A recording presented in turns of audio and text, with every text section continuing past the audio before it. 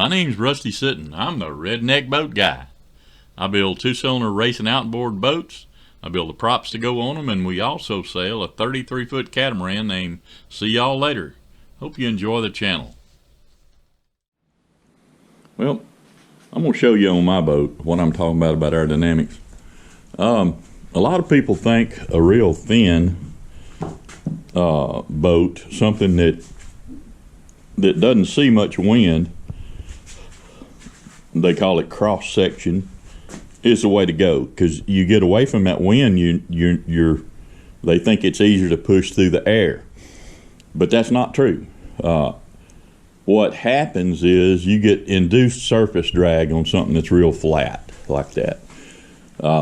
What happens with air is, as it goes by here, it creates, if there's not a positive or a negative slope to the air, where it's just flat up here like this, that creates a little vortices, wind vortices, where when wind comes up here and it's not pressured against or coming away from that surface right there, it creates little swirls right there.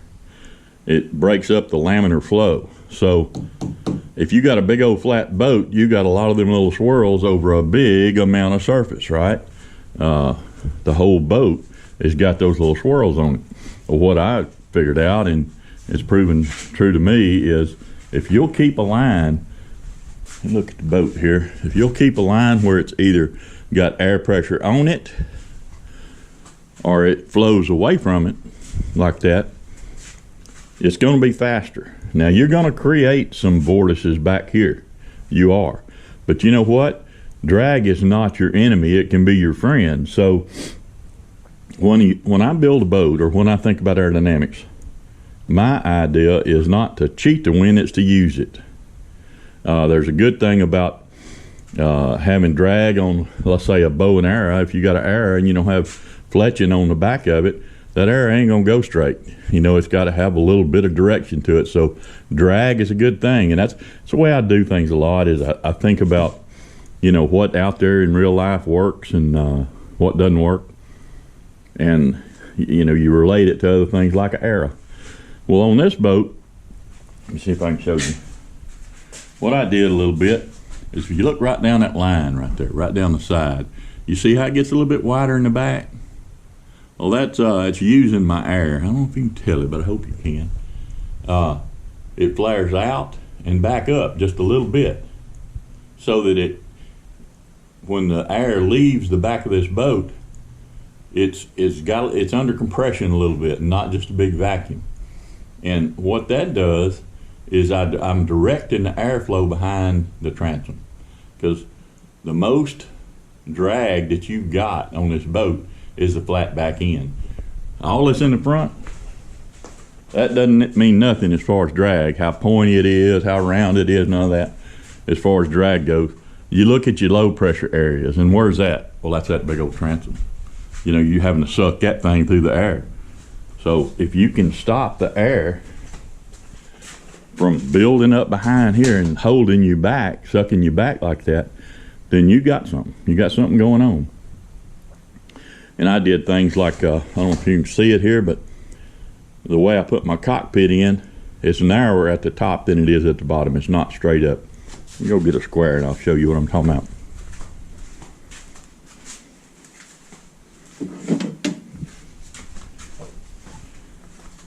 You never are running directly into or directly out of the wind.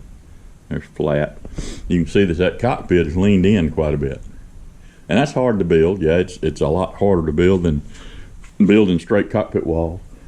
But what that does for me, back when the cockpit was narrow like that, and it was a straightaway boat, and it still works now, but it worked better when it had a nice narrow cockpit. What that does for me is it closes up my air gap so that my body can fill in this cavity here, yet it makes it wider inside so I can frog my knees out. That's kind of what these holes are for too. I can kind of stick one of my feet right here and hold on, and my knee goes up in that hole. They call it lightning holes, and it does. It makes the wood lighter, you know, makes the boat lighter. If you don't need that wood there, you know, it's better to not have it. So anyway, I built the cockpit crooked for a reason. Now the steering wheel's in the middle. Anyway, back to aerodynamics. What I wanted to do, and what I did do, was I created drag in the form of lift about where that driver is, right? The driver's sitting right in here. So this is the point you need to lift to get that boat running light on the water. So I started my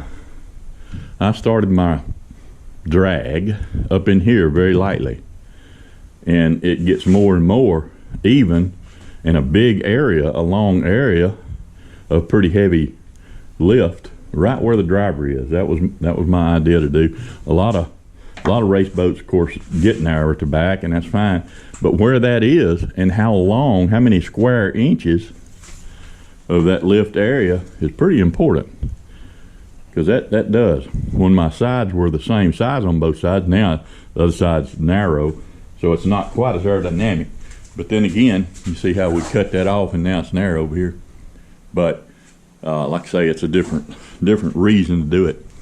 But if you know anything about air pressure, you count the square inches, right? How many square inches you got that the air is acting on. And that square inches times the pressure that's put on it is how much physical lift you got on that boat. Airplane wings, same way. So I was real careful about how I created lift on the boat. One of the things I did is, if you ever seen a big airplane come in and land, you've seen pictures of them, where off the end of the wing, they got, if they're in a cloud or if they're in a lot of condensation, the air will spill off the end of that wing because the thing's so heavy, it'll spill off and make a big old swirl of vortex, right? Off of both wing tips. And they go, on the left side it goes this way and the right side goes this way because it's falling through the air, and you know, air's got weight. So that's what holds the airplane up, is that the air actually has some density to it. So those vortices is what I wanted to create to pull air back in behind the boat. And I did that in a couple of ways to make streamline my transom. I ain't worried about this. What Woody always said is anything less than 10 degrees on the bow is aerodynamic. It's not gonna matter what the shape is. He said, he told me some stuff about round versus pointed. For his instance, rounded was better, and I'll tell you about that in a minute. But let's keep on going with aerodynamics.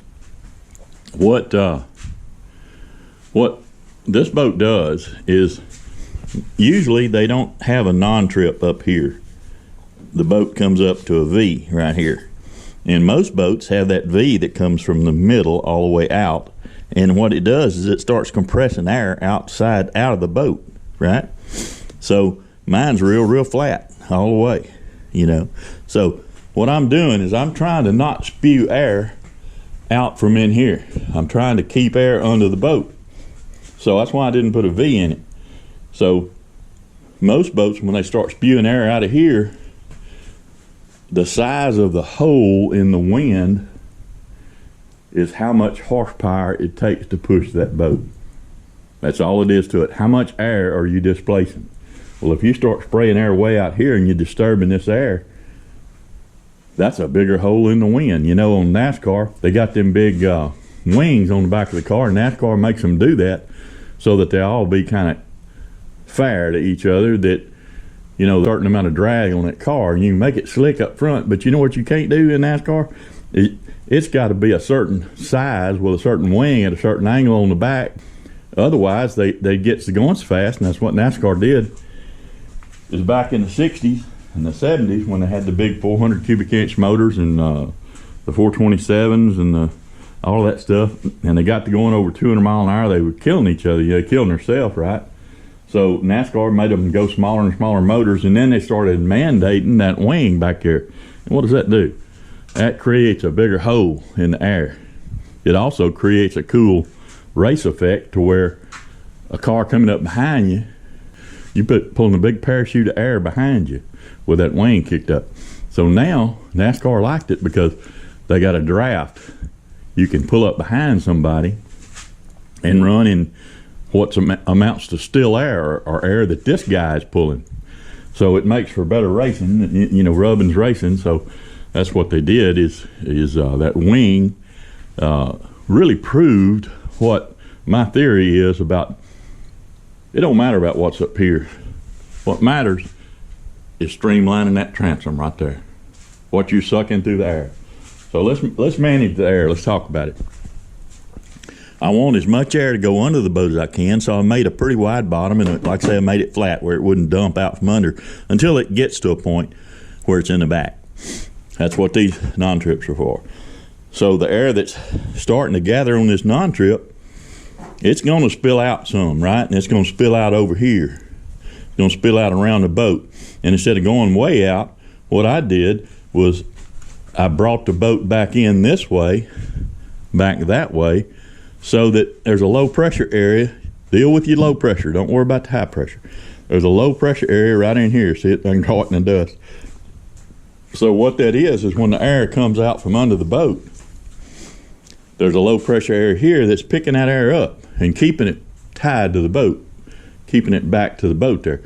And the heaviest low pressure area is right in here, isn't it? So I'm taking that air, and instead of it spraying way out here, I'm pulling it back into the boat so the horsepower can actually push the boat forward rather than making a big hole in the wind. So it's widest here, and then it comes back in here sideways. So it's picking that air up, it's pulling it back in, and it's pulling it back over the top, creating that vortex that it naturally wants to make, but do it where it's close to the boat.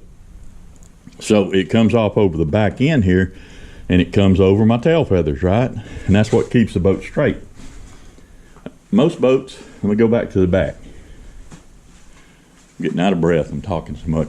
I get excited about that kind of stuff. And anyway, what happens with most boats is that to keep them going straight, they run a fin back here in the back, because the torque of that motor and the prop is running real high up out of the water. Half of it's in, half of it's out. So it's windmilling like that, and it wants to pull the boat sideways. Well, most boats, they have to have a fin back here to keep that boat from walking around. Well, I don't do that. I don't need to. I got tail feathers. You see that? Can you see how that side comes in and back out, where that air that's coming over here can fold back in and join up with this air that's up here?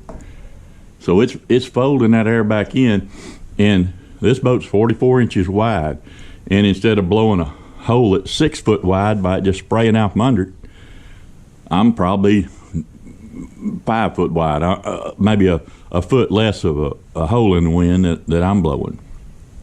So I think that's the key to why this boat mile an hour like it did. You have to break the record by 0.3 of a mile an hour to get in the record books. And while I didn't get into the record books, spark plug go bad on me, so I couldn't make the return run, didn't get in the books. But I went 83 miles an hour with that boat down one way, and it proved out to work. You know, it worked out real good. I found out in our kind of racing that a 35-inch bottom, it seems to be about right. Most of the runabouts had narrow bottoms because they try to roll it up. You know, they tried to make it where it roll up. Well, this is a flat turning boat. Like I say, I got a big fin that mounts up there. You can kind of see where that fin came off. It pulled the wood out, but I'm gonna replace all that anyway, so ain't no big deal. I had it glued on there with West System so it wouldn't come off. But when I was managing it or handling it here on the table, I didn't want that fin to interrupt and hit anything, so I took it off. I guess if you look right down that line right here, you can see too how there's a cup along this line right here. See how it goes up and down? I wanted to be able to let that air pull up the non-trip and have a relief where it would come around and fold back in, because that's what it naturally wants to do anyway. Remember, the wingtip vortices off an airplane. So if I can get that coming back around and folding in this way, the hole that is behind this boat, let me back up, the hole behind this boat right here is a lot shorter, and it's folding back in, and all of this horsepower loss right here is gone. So that's a little bit about aerodynamics. That's, like I say, it's a redneck version, but it seemed to have worked for me. Like I started to say a while ago, you have to break the record by 0.3 of a mile an hour, and I broke it by 7 miles an hour. And I did it legal too. I mean, you know, the motor was absolutely legal. There wasn't a thing wrong with it. There's a prop that I got from Dave DeWalt, or Craig actually, I think, built this one. And I changed it a little bit. And we'll talk about props and pitch progression such as that. But that's kind of what I think about aerodynamics. Oh, I wanted to mention too about what Woody told me about the front end, whether it's pointed around. When he was racing motorcycles, he tried a point on it, but what happened to him in that is he found out that if that motorcycle fishtails like that, a point will help it get off course. It'll guide that vehicle. You know, once it turns, you're presenting so much of a side to it that it increases the back and forth wobble. And on the Bonneville salt flats, you're going so fast that the back tire's always spinning a little bit till you get way up speed. So he found out that if you make a round nose like that, as long as it's less than 10 degrees to the wind, it doesn't create drag. But what it did was it made it to where when the motorcycle would turn, it wouldn't point near as bad. It'd fishtail, and he kept his weight. I don't know if y'all seen the Fastest Indian. It's a movie about Burt Monroe that built an Indian motorcycle that he went to Bonneville and run. Well, one of the things Burt did, and he found out, was nobody, I guess, knew about it, but back in the day when he was running, he figured it out because they ran on sand a lot. So he figured out that if you get a vehicle that's dynamically stable, it can wobble and do what it wants to, but it's not going to get worse and worse like a trailer that's loading the back end. You know, I guess that's maybe where he got it from, I don't know. But what dynamically stable means is that your weight is at least to center, your mass weight is a little bit forward of center. Now on a boat like this, that's not possible. It's got to be dynamically unstable because you're trying to get it off the water. It's going to be real light on the water all the way back to the back, okay? So my center of gravity with the driver is about here, about where, like I was saying, where my biggest point of lift is with a driver in it and a motor on it. It's about right here. So it's a little bit dynamically unstable. But a vehicle for the Bonneville Salt Flats, what he found out was that if he'd keep his weight up here in the front, if you look at Burt Monroe's vehicle, he had feathers on the back of it, a big long back end, so that there was more back end to it than there was front end. So his weight was up front, and he could spin a little bit. And you know, if the wind didn't blow him over sideways, which it did, I think, a time or two, but a dynamically stable vehicle runs better going fast. So, and that's more about, like I say, motorcycles and boats or anything, but anyway, that's what I know about Aero-dyManics.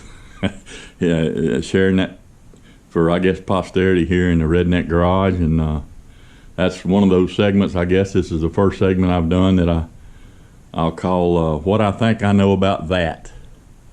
What I think I know about that. And I ain't no genius. I didn't finish college. I went to college. I know some big words and everything, but you know, this isn't about college or learning or MIT or nothing. It's seeing somebody. I go back to that thing about people. Seeing somebody that's doing something and you say, how do you do that? You know, how does that work? Well, you try to figure those things out, and that's what I do. I don't study books about aerodynamics. I look at, okay, well, what's working? You know, what's working? And apply that to what I'm doing. So, like I said, it's all about people. It's all about understanding.